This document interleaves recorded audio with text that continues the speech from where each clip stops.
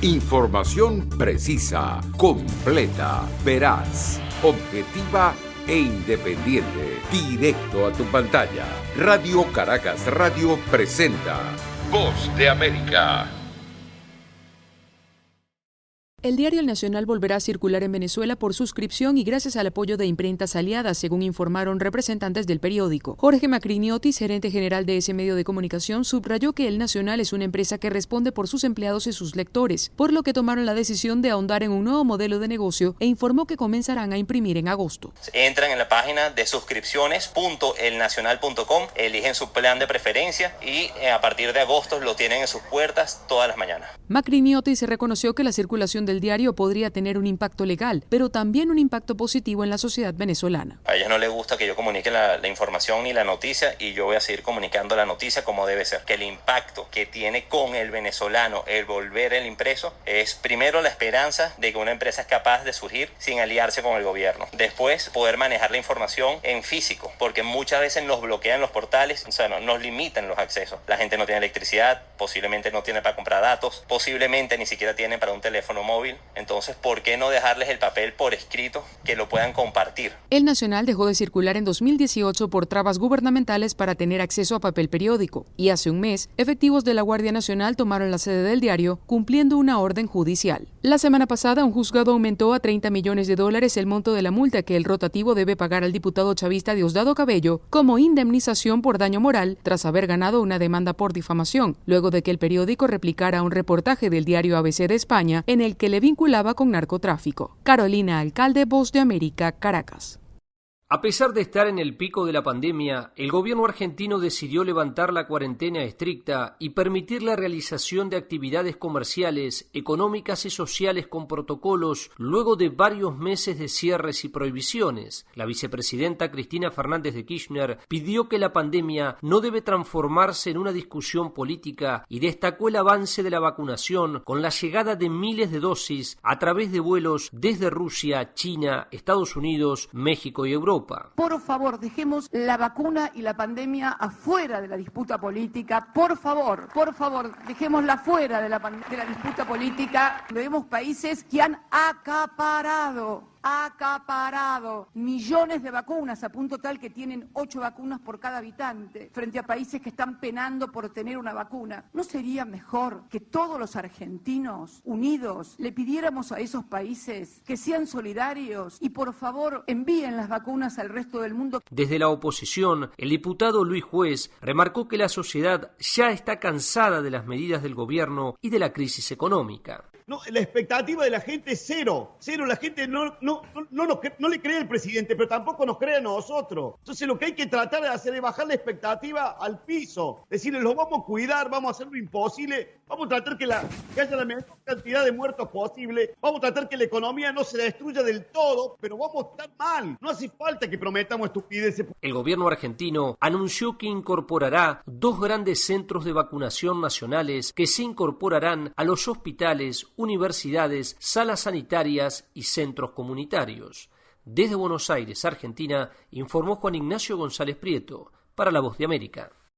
El gobierno del presidente Daniel Ortega ejecutó durante las últimas 2 semanas las leyes consideradas como represivas y que fueron aprobadas entre octubre de 2020 y febrero de 2021 para golpear el proceso electoral a solo 5 meses de los comicios generales de noviembre, y mientras la Fiscalía General de la República amenaza a la prensa independiente con aplicar una legislación del mismo paquete para criminalizar su trabajo. Sin embargo, y en un intento por convencer a los miembros del cuerpo diplomático acreditado en Nicaragua, el gobierno sandinista justificó los arrestos contra aspirantes a la presidencia y líderes de la oposición con un pronunciamiento denominado Nicaragua en defensa de la soberanía nacional y el Estado de Derecho, señalando que los candidatos afirman falsamente representar a la verdadera oposición del país y fija como blanco de nuevas investigaciones a los medios de comunicación independientes. La vicepresidenta y primera dama Rosario Murillo dijo al respecto: nunca ningún nicaragüense puede impunemente no solo solo provocar caos, destrucción, muerte. Abogados, expertos constitucionalistas y analistas políticos han denunciado que estas legislaciones son inconstitucionales. Daisy Godoy, integrante del Consejo Político de la opositora Unidad Nacional Azul y Blanco, enfatizó: estas acciones evidencian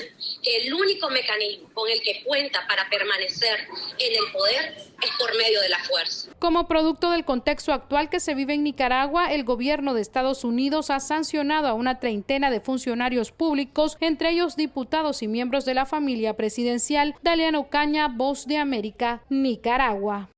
En la segunda jornada del presidente de Estados Unidos, Joe Biden, en Bruselas, se reúne con autoridades de la Unión Europea para abordar una amplia gama de temas de interés común, tales como la pandemia del COVID-19, el cambio climático, asuntos de comercio e inversión, tecnología y valores comunes, con la intención de fortalecer la relación transatlántica. Previamente el lunes, el mandatario estadounidense sostuvo un encuentro con miembros de la Organización del Tratado del Atlántico Norte, la OTAN, y al margen de la reunión mantuvo encuentros bilaterales y conversaciones individuales con los miembros del grupo, destacando el firme compromiso entre los 30 socios de la Alianza Atlántica. Rusia y China están buscando abrir una brecha en nuestra solidaridad transatlántica.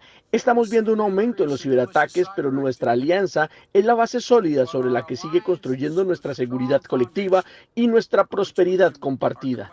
Y otro de los temas más comentados en la cumbre de la OTAN fue el inminente encuentro entre el presidente Biden y el mandatario ruso Vladimir Putin, a lo que Biden dijo: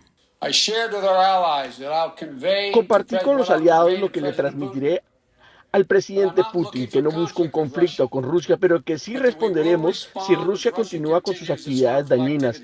No dejaremos de defender la alianza transatlántica ni los valores democráticos. Y otra de las grandes preocupaciones de los 30 jefes de Estado y de Gobierno que integran el Tratado del Atlántico Norte es la República Popular de China. Y es que en la actualidad Pekín supone un importante desafío de seguridad global y los aliados temen que el gigante asiático esté trabajando para socavar el orden global, tal y como ya advirtió el presidente estadounidense Joe Biden, expresando preocupación por la situación de políticas coercitivas por parte de China. Los socios transatlánticos exhortaron al gobierno chino a respetar los compromisos internacionales y a actuar de forma coherente en el ámbito global. Judith Martín Rodríguez, Voz de América. En pleno verano se encuentra Europa y específicamente aquí en Ginebra. El día de hoy esperamos llegar a los 40 grados Celsius.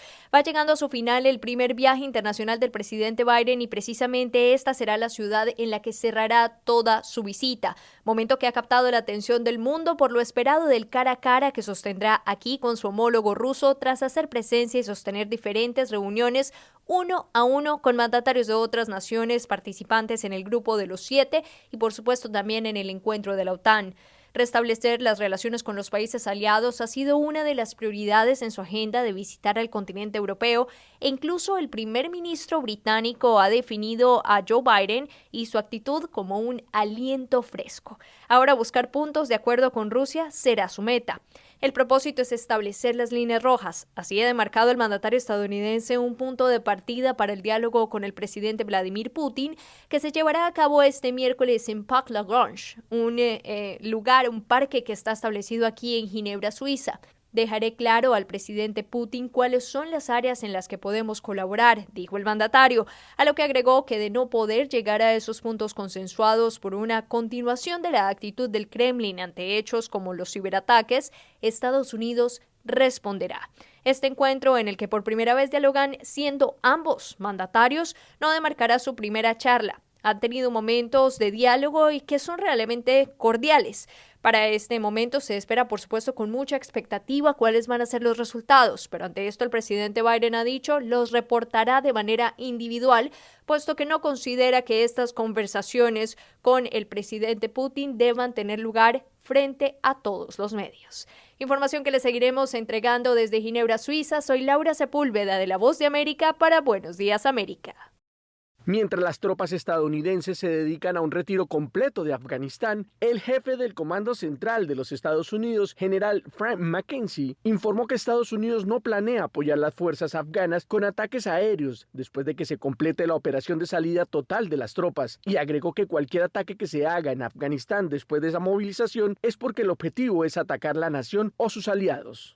Estos comentarios del máximo comandante estadounidense en el Medio Oriente se dieron de forma exclusiva a La Voz de América justamente después de un informe publicado por el diario The New York Times, que sugiere que el Pentágono está considerando solicitar autorización para llevar a cabo ataques aéreos para apoyar a las fuerzas de seguridad afganas si Kabul u otra ciudad importante está en peligro de caer en manos de los talibanes. Recordemos que el presidente Joe Biden fijó el 11 de septiembre como fecha límite para que sus tropas estén fuera de Afganistán, y esto ha generado una serie de preguntas en algunos senadores estadounidenses sobre la falta de claridad en varios aspectos de la operación, como por ejemplo, no se sabe qué pasará con las tropas de los aliados de la OTAN que dan seguridad al aeropuerto de Kabul, el cual presta servicio a la comunidad civil y militar. Por su parte, el general Joseph Bolten, excomandante del Comando Central de los Estados Unidos, dijo que espera ver un plan más completo sobre esta operación que pudiera dejar en mejor posición al gobierno y a las fuerzas afganas, y utilizó como claro ejemplo el retiro de las tropas estadounidenses de Irak en el 2011. Asimismo, Braylon Bowman, experto en el tema que pertenece a la Fundación para la Defensa de la Democracia con sede en Washington, criticó el retiro total de las tropas, ya que reduce la capacidad de Estados Unidos para monitorear y disuadir aproximadamente los 20 grupos terroristas asentados en la región de Afganistán y Pakistán. Al ser consultado sobre el tema, dijo textualmente: "Solo porque nos vamos y decidimos que se acabó, no se acabó".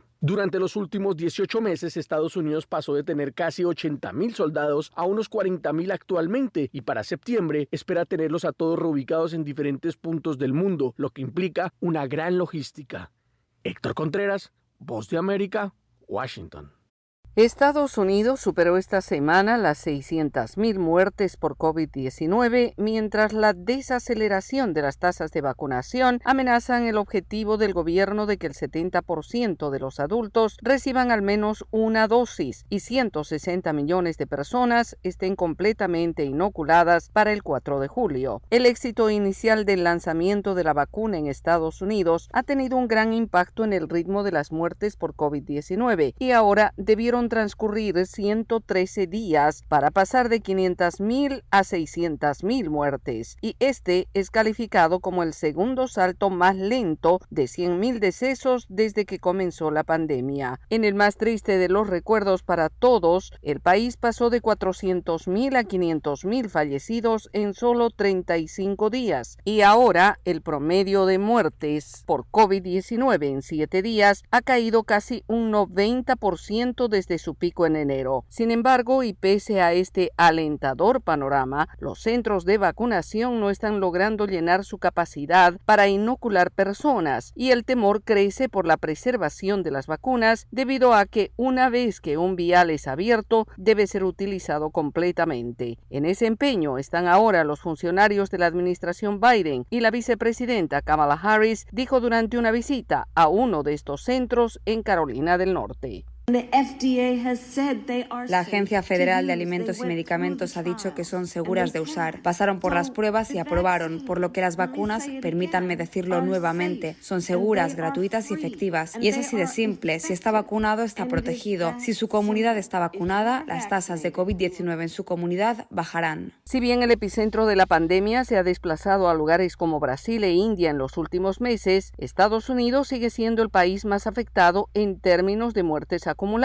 Hasta ahora, en el país se han vacunado a 166 millones de adultos con al menos una dosis, según dicen los Centros para el Control y la Prevención de Enfermedades, CDC. Pero la tasa de inyecciones administradas ha disminuido significativamente desde un pico alcanzado a mediados de abril. El gobierno federal y los gobernadores estatales han creado todo tipo de incentivos para que las personas no vacunadas lo hagan, ofreciendo cuidado de niños gratis y transporte a los centros de inmunización. Yoconda Tapia, Voz de América, Washington. En los Estados Unidos, todos los días salen a la luz más ataques violentos contra asiáticos y el abuso también ocurre en línea. El 17% de los estadounidenses de origen asiático informó haber experimentado acoso severo en línea, según revela una encuesta realizada en enero por la Liga Antidifamación, reportando un aumento del 11% en relación al año anterior. Sei Chung, editora en jefe de la firma de encuestas Morning Consult, da más detalles sobre esta estadística. En lo que respecta al acoso en línea, el 75% de los adultos asiáticos que sufrieron acoso dijeron que se debía a su raza y origen étnico, y en realidad esa proporción es ligeramente superior a la de los adultos negros e hispanos que también experimentaron acoso en línea. La compañía encuestó a 1,000 adultos asiáticos en marzo y descubrió que el 29% había experimentado acoso en línea y el 58% de los incidentes ocurrieron en las redes sociales. Chung dice que el impacto del acoso puede ser peor de lo que se reporta. Muchos asiáticos, debido a que no hablan abiertamente sobre problemas de salud mental, sufren en silencio. Y lo que muestran nuestros datos es que no están solos. Por su parte, la profesora de la Universidad de California, Julin Xuan, ha estudiado la proliferación de hashtags antiasiáticos en Twitter y nos recuerda el efecto que pueden tener las palabras en línea. El entorno en línea es nuestro entorno ahora y eso afecta a las personas. Y si se dice en línea, debe tomarse en serio como si fuera fuera de línea. Xuan y sus colegas investigadores analizaron más de 700,000 hashtags en marzo de 2020 y encontraron que la mitad se combinaron con hashtags anti-asiáticos. Determinar si existe una relación de causa y efecto entre el sentimiento en línea y la violencia del mundo real es difícil, pero ya sean pronunciadas o escritas, en la lucha contra el odio en línea, las palabras tienen mucho poder. John F. Burnett, Voz de América, Washington. Tras una breve visita a Honduras, la administradora de la Agencia Internacional para el Desarrollo de Estados Unidos, USAID, Samantha Power, visitó El Salvador como parte de una gira por el Triángulo Norte Centroamericano y su agenda se centró en reuniones con delegados del gobierno, representantes de organizaciones de la sociedad civil y encuentros con encargados de iniciativas privadas que ofrecen a los jóvenes oportunidades para romper el ciclo de pobreza. En San Salvador, la directora Power estuvo en la Universidad Centroamericana UCA, dirigida por sacerdotes jesuitas, y habló de la cooperación que la agencia estadounidense destina para prevención de violencia y para capacitación laboral. Las actividades de prevención de violencia aquí en El Salvador, dando hasta $50 millones para tratar de estabilizar las comunidades. Nosotros también estamos incluyendo 35 millones adicionales para programas específicamente para prevenir la violencia de género, proporcionar asistencia a las víctimas. Power destacó los esfuerzos de USAID para contribuir apoyando a socios locales para enfrentar los retos en materia de la gobernabilidad y de seguridad a fin de atacar las causas que impulsan la migración irregular hacia Estados Unidos. La directora de USAID advirtió que los gobiernos de la región se deben comprometer con el combate a la corrupción y el sistema democrático para gozar de confianza y recibir los apoyos para aprovechar la prosperidad de sus habitantes. Si los jueces independientes son destituidos, si las instituciones contra la corrupción son cerradas, como hemos visto demasiado seguido en Honduras y Guatemala y aquí en El Salvador, entonces los gobiernos locales van a terminar con sus aspiraciones y el potencial de su propia gente. Power culminará hoy su visita a El Salvador para continuar el viaje a Guatemala. Neri Mabel Reyes, Voz de América, El Salvador. Tras la visita de la vicepresidenta Kamala Harris hace una semana, ahora se encuentra en territorio mexicano el secretario de Seguridad Nacional de Estados Unidos, Alejandro Mayorkas. A su llegada colocó un video mientras bajaba del avión con maleta en mano y escribió: "Acabo de llegar a la Ciudad de México para mi primer viaje al extranjero como secretario de Seguridad Nacional. Espero una visita productiva que fortalezca aún más la estrecha asociación entre nuestras dos naciones". Se prevé que en un primer momento se reúna de manera bilateral con el secretario de Relaciones Exteriores, Marcelo Ebrard, y posteriormente un encuentro ampliado con los titulares de seguridad Rosa Isela Rodríguez, de la Guardia Nacional Luis Rodríguez Bucio, con el comisionado del Instituto Nacional de Migración, Francisco Garduño, así como con los secretarios de la Defensa Nacional, Luis Crescencio Sandoval, y de Marina, José Rafael Ojeda Durán. Entre los temas a tratar están la migración, las restricciones en la frontera y la reapertura total y las acciones para combatir el tráfico de drogas y de armas. La visita del funcionario coincide con la llegada de un lote de 1.3 millones de vacunas contra el COVID del laboratorio Johnson & Johnson, donadas por Estados Unidos, cuyo arribo está previsto para este martes, y con lo que se iniciará la vacunación de mayores de 18 años en los municipios de la frontera común. Javier Oliva Posada, profesor de la Universidad Nacional Autónoma de México y especialista en temas de defensa, seguridad e inteligencia, consideró que existe un cambio importante a partir de la llegada de Joe Biden a la presidencia de Estados Unidos, y es evidente que su prioridad es el tema de seguridad. Estimó que uno de los objetivos de las autoridades de Estados Unidos es restablecer la actuación de sus agencias en México, luego de la ley que restringe sus actividades. Hay un proceso de endurecimiento y me parece que lo que están buscando es que se restablezcan las medidas de cooperación e intercambio de información de las áreas civiles. Y de la parte mexicana, pues el tráfico de armas, indudablemente, lo que en Estados Unidos llaman la epidemia del fentanilo seguramente va a ser planteada nuevamente. Tras el triunfo del demócrata Joe Biden, las reuniones y conversaciones entre los gobiernos de México y Estados Unidos se han incrementado. Sara Pablo, Voz de América, Ciudad de México.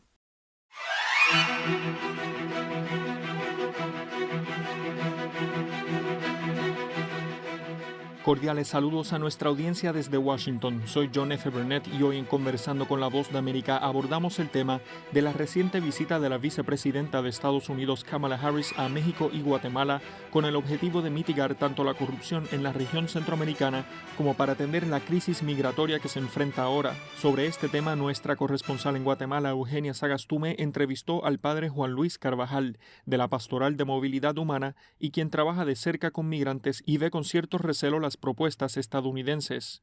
Cuando decimos tantas cosas y tantos conceptos bellos sobre derechos humanos y sobre las inversiones y cómo parar las migraciones y que éstas sean de forma regular, hay muchos conceptos y en la región ya estamos cansados de esos discursos y de buenas intenciones cuando en la práctica se siguen vulnerando y se siguen violentando los derechos humanos de las personas. Decirlo, pues sí, ¿verdad? Son discursos bellos, pero en la práctica se necesitan estrategias, se necesitan planes, se necesitan inversiones reales y discernir a dónde van a llegar los apoyos, claro, con una visión y una postura nuestra, respetando la soberanía de Guatemala y de los pueblos del sur, que lo que pedimos desde el pueblo y desde las bases es honestidad en los discursos y en las prácticas. Entonces, esa es nuestra postura. Aquí en la frontera estamos constatando que a pesar de protocolos de repatriación, hay algunas deportaciones arbitrarias por las noches, por ejemplo,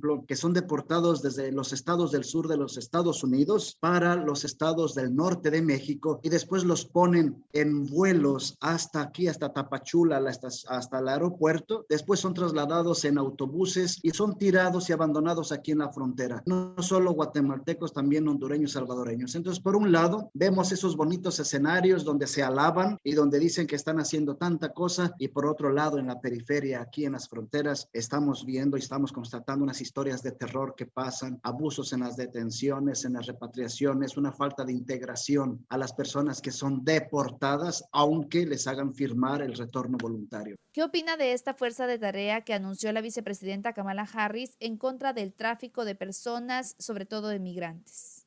Toda iniciativa que tenga que ver con la corrupción, con la impunidad, con acceso a la justicia, una justicia verdadera, la lucha contra el narcotráfico, la lucha contra el crimen organizado, la lucha contra el tráfico ilícito, la trata de personas, son válidos y son bienvenidos y no deberían ser una novedad. Eso debería ser ya una práctica constante de todos los gobiernos de la región. Estos temas de corrupción y de impunidad y de armas y de violencia también los tiene Estados Unidos. Entonces, no viene a enseñarnos, viene claro a hacer presión. Entonces, claro, que hagan todos los esfuerzos conjuntos, pero también en dónde está Honduras y en dónde está El Salvador cuando es una problemática regional, no solo Guatemala. Entonces, creemos que hubo ciertas faltas o hizo falta incluir en la agenda también a los países vecinos, porque si hablamos de corresponsabilidad, de corredores humanitarios, de acceso, de fronteras seguras, no solo tiene que ver con militares y controles tecnológicos de las personas que migran, no solo tiene que ver con programas de trabajo temporal, no solo tiene que ver con algunos programas a la mejor de integración, como ellos lo dicen ya, y nosotros cuestionamos a dónde va a llegar el apoyo, a los grandes empresarios para dar empleo. Si hay desarrollo en el pueblo, pero es desarrollo para unos cuantos, hay prosperidad para unos cuantos, esa prosperidad se tiene que extender a las comunidades, esa verdadera prosperidad que integra, que consulta, que respeta la dignidad, tiene que ser más inclusiva, porque algunos están gozando de prosperidad en Guatemala,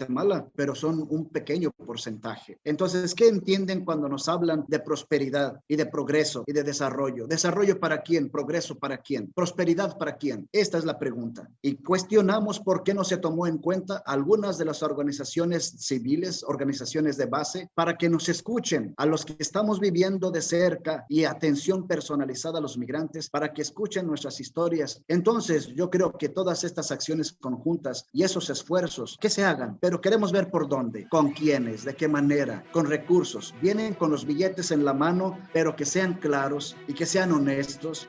Era el padre Juan Luis Carvajal de la Pastoral de Movilidad Humana en Guatemala, alertando sobre la posible desconexión entre la realidad del migrante y las propuestas de los Estados Unidos.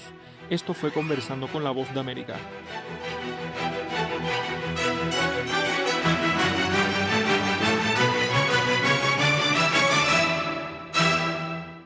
Información precisa, completa, veraz, objetiva e independiente. Directo a tu pantalla. Voz de América en RCR 750.